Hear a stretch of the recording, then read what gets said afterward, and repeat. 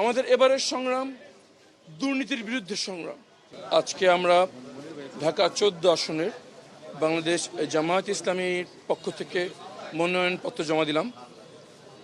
আমাদের আহ্বান দেশবাসীর প্রতি এবং আমাদের ঢাকা 14 আসনের মানুষের প্রতি যে আপনারা সকল ভেদাভেদ ভুলে কাঁধে কাঁধ মিলিয়ে হাতে হাত মিলিয়ে মাঠে নেমেছিলেন বলেই বাংলাদেশের মাটি থেকে ফ্যাসিবাদ বিতাড়িত হয়েছিল।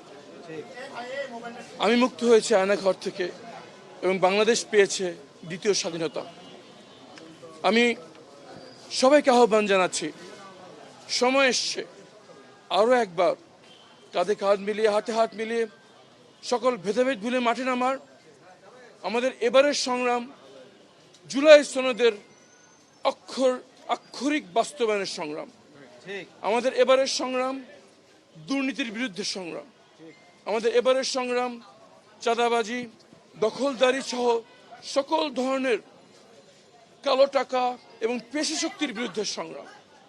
যেভাবে আমরা সবাই একসাথে ঐক্যবদ্ধভাবে ফ্যাসিবাদকে বিতাড়িত করেছি, সময় এসছে আরও একবার সবাইকে একসাথে, বিশেষ করে তরুণ সমাজকে মাঠে নেমে পড়ার এবং এই সংগ্রামে ইনশাআল্লাহ আমরাই বিজয়ী হব ইনশাআল্লাহ।